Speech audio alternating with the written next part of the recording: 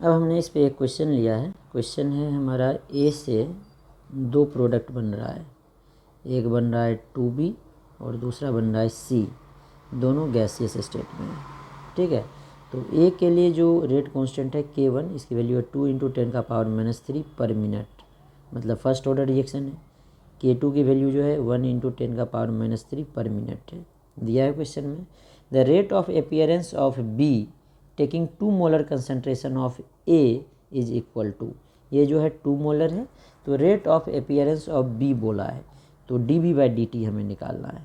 dB/dt इसकी value हमें निकालनी है। इस क्वेश्चन में क्या आएगा, तो अभी हमने देखा था अगर हम लोग B निकालना है तो ऊपर वाला रिएक्शन लेंगे, तो जो रेट ऑफ रिएक्शन निकालेंगे R इक्वल्स टू क्या होगा, -dA/dt 1, क्योंकि फर्स्ट रिएक्शन है, इक्वल्स टू +1/2 dB/dt।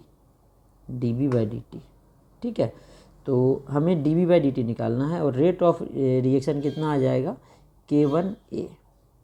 ठीक है, क्योंकि ऊपर वाले का रेट कांस्टेंट K1 है, तो 1/2 dB/dt इक्वल्स टू आ जाएगा, K1 का वैल्यू है 2 × 10⁻³ 2 × 10⁻³ इंटू A 2 दिया हुआ है, ये क्या आ जाएगा, मोल पर लीटर पर मिनट में K था तो पर मिनट।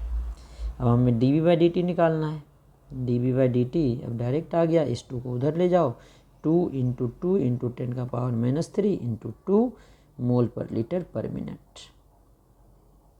हम मल्टीप्लाई करें तो 2 × 2 4 × 2 8 × 10⁻³ मोल पर लीटर पर मिनट, यही हमारा आंसर होगा।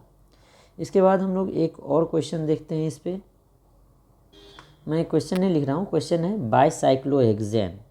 बाईसाइक्लोहेक्सेन है हमारा, नेम लिख देता हूँ मैं शॉर्ट में, बाईसाइक्लोहेक्सेन was found to undergo 2 parallel first order reaction। 2 parallel first order reaction है, टेम्परेचर कांस्टेंट है 730 kelvin. The first order rate constant for the formation of cyclohexene, bicyclohexane से 2 बन रहा है, एक बन रहा है साइक्लोहेक्सीन। इसके लिए बोल रहा है rate constant formation and cyclohexene was measured, first order rate constant of formation of cyclohexene was measured 1.26 × 10⁻⁻⁴, ये है 1.26 10⁻⁻⁴। ठीक है, and for the formation of साइक्लोपेंटीन, methyl साइक्लोपेंटीन एक बन रहा है, मिथाइल साइक्लोपेंटीन, इसके लिए रेट कांस्टेंट है 3.8 × 10⁻⁵। दोनों जो है यूनिट जो है पर सेकेंड में दिया है।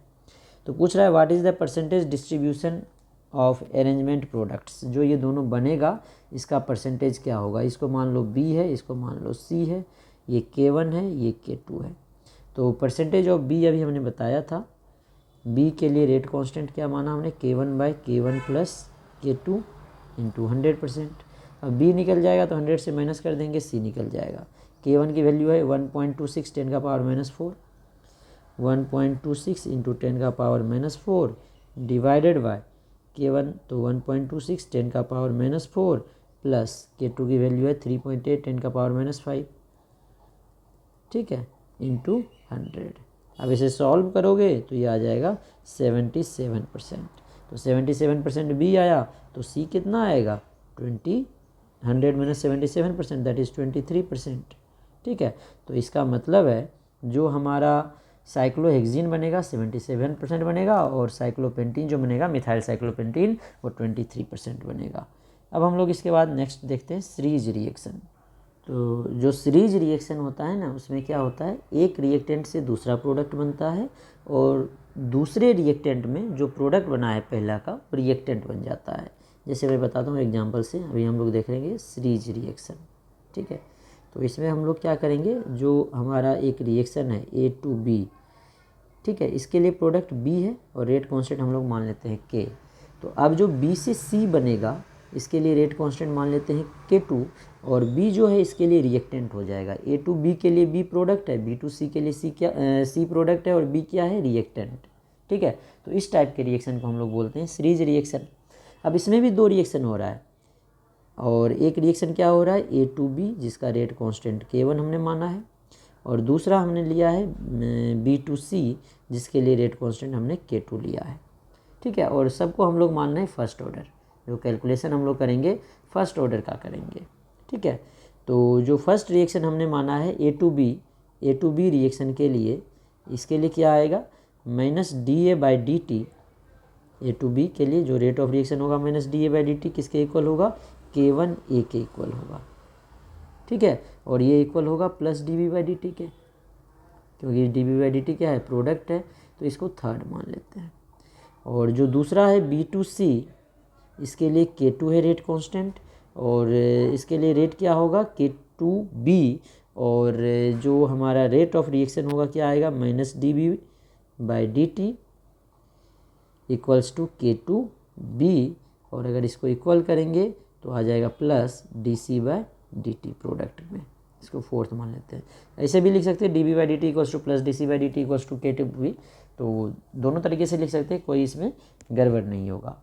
अब हम लोग ए और बी का जो है कैलकुलेशन करेंगे कंसंट्रेशन का। तो पहला हम लोग ए के लिए करते हैं, A B C तीनों का कर लेंगे। कैलकुलेशन ऑफ कंसंट्रेशन ऑफ ए पहले हम लोग करेंगे।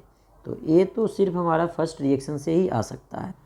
तो ए के कंसंट्रेशन के कैलकुलेशन के लिए हम लोग dA/dt वाला रिएक्शन लेंगे। तो dA/dt वाला ये है, तो क्या आया है, -dA/dt K1A, क्योंकि जो ए है ये सिर्फ फर्स्ट रिएक्शन में आएगा A2B, और कहीं पे ए नहीं आया है, इसमें जो है ए आया है A2B में। तो -dA/dt K1A के इक्वल है, तो यहाँ से ए का कैलकुलेशन आ जाएगा। तो -dA/dt ये इक्वल है K1A। ठीक है, तो यहाँ से वेरिएबल सेपरेबल लगाएंगे, तो dA/A किसके इक्वल आ जाएगा, -K1dt। ठीक है, अब दोनों साइड इंटीग्रेट कर देते हैं, इंटीग्रेटिंग बोथ साइड्स, जैसे हम लोग पहले से करते आ रहे हैं, इंटीग्रेटिंग बोथ साइड्स। तो क्या आ जाएगा, dA/A, लिमिट पुट करेंगे तो क्या आ जाएगा, A0 से A, और -K1 कांस्टेंट है, dt 0 से t। तो फिर सेम तरीके से करेंगे जैसे कि हमने फर्स्ट ऑर्डर में किया है। k के बदले K1 आया है, तो डायरेक्ट लिख देता हूँ मैं, a इक्वल्स टू क्या आ जाएगा, A0 एक्सपोनेंशियल -KT। तो k के बदले K1 है तो K1T। तो इस तरह से हम लोग a का कंसंट्रेशन निकाल सकते हैं। इसी तरह अब हम लोग b और c का निकालेंगे। तो b के कंसंट्रेशन के लिए हम लोग क्या करेंगे, दोनों रिएक्शन लेना पड़ेगा क्योंकि दोनों में है। तो हम लोग कर रहे हैं calculation of concentration of b। b जो है A2B में भी है और B2C में भी है, तो दोनों को कंसीडर करना पड़ेगा। तो रिएक्शन जो था A2B और B2C यही था ना हमारा, ये K2 है, ये K1 है। ठीक है, तो जो फर्स्ट के लिए है ये तो फॉर्मेशन होगा, सेकंड के लिए बढ़ेगा। तो फर्स्ट जो कर्म हमारा dB/dt बचा हुआ रहेगा वो कितना रहेगा, जितना बना, कितना बना था dB/dt प्लस में, और जितना घटा उसको सब्ट्रैक्ट करना पड़ेगा, तो -dB/dt करना पड़ेगा, +dB/dt माइनस dB/dt। तो +dB/dt का वैल्यू हमारे पास जो आया है, देखो कितना आया है, ये आया K1A +dB/dt, और -dB/dt आया है K2B। तो K1A इसके जगह पे रख लेंगे -K2B, यही आएगा अब हमारे पास। अब जो है हम लोग वैल्यू पुट कर देंगे, जो A का वैल्यू आया है ये आया है, ये पुट कर देते हैं। तो ये आ जाएगा K1 A0 exponential -KT, -K1T है, -K1T, ठीक है, -K2B, यही आ जाएगा हमारे पास। ये आया हमारे पास dB/dt का वैल्यू। अब यहाँ से डिफरेंशियल इक्वेशन बन जाएगा, b को इस साइड कर लेंगे तो माइनस में है तो अब तो प्लस में आएगा, dB/dt प्लस K2B ये इक्वल आ जाएगा K1 A0 एक्सपोनेंशियल -KT। ये डिफरेंशियल इक्वेशन बन गया K1T। ठीक है, तो डिफरेंशियल इक्वेशन का सॉल्यूशन आप अगर मैथ वाले जो बच्चे हैं वो तो पढ़ा होगा, बायो वाले नहीं पढ़ा होगा, इसीलिए मैं डायरेक्ट लिख रहा हूँ, मैं उसे बताऊँगा नहीं क्योंकि ये बड़ा एक चैप्टर है मैथ्स में। तो इसे सॉल्व करोगे तो b की वैल्यू आपको आ जाएगा, डायरेक्ट लिख रहा हूँ, K1 A0 divided by K2 - K1 exponential -K1T minus exponential minus K2T। ये फॉर्मूला आपको ध्यान में रखना है बी का। ए का कंसंट्रेशन तो डायरेक्ट हम लोग फर्स्ट ऑर्डर रिएक्शन से निकाल सकते थे, बी के लिए हमें डिफरेंशियल इक्वेशन की रिक्वायरमेंट होगी। अब इसके बाद हम लोग नेक्स्ट करेंगे calculation of concentration of C. Calculation of concentration of C, C के कंसंट्रेशन का कैलकुलेशन किस तरह से हम लोग करते हैं वो देखेंगे। सी के कंसंट्रेशन के लिए हमें सेकेंड रिएक्शन लेना पड़ेगा, dc/dt चाहिए, तो dc/dt वाला इक्वेशन लेना पड़ेगा। देखो dc/dt किसके इक्वल है, K2B के, और B का वैल्यू हमने निकाल लिया, पुट कर देंगे। तो dc/dt जो हमारा नेक्स्ट इक्वेशन आया था फोर्थ वाला dc/dt K2B के इक्वल है, और B का वैल्यू हमारे पास आया है K1A0 divided by K2 minus K1 exponential minus K1T minus exponential minus K2T। ठीक है, तो dc/dt का यही वैल्यू है। अब हम लोग क्या करेंगे, वेरिएबल सेपरेबल करेंगे, तो dc किसके इक्वल हो जाएगा, हमारे पास आ जाएगा K1 K2 एक साथ लिख लिया हमने, A0 divided by K2 minus K1, इसको भी K2 K1 ही लिख लेते हैं, याद रखने में ज़्यादा अच्छा रहता है, K2 K1 divided by K2 minus K1। ठीक है, exponential minus K1T minus exponential minus K2T into dt। अब दोनों साइड इंटीग्रेट करेंगे तो इसकी जो लिमिट लेंगे 0 to c, क्योंकि c प्रोडक्ट है, और जो इसका लेंगे ये तो कांस्टेंट है 0 से t लेंगे, और dc का c आ जाएगा, c माइनस 0 c आ जाएगा, और यहाँ पे जो ये कांस्टेंट टर्म है ये तो बाहर ही रहेगा, K2 K1 A0 divided by K2 minus K1। अब जब इंटीग्रेट करेंगे एक्सपोनेंशियल माइनस K1T को, तो अभी हमने किया था तो क्या आया था 1 minus exponential minus K1T divided by K1।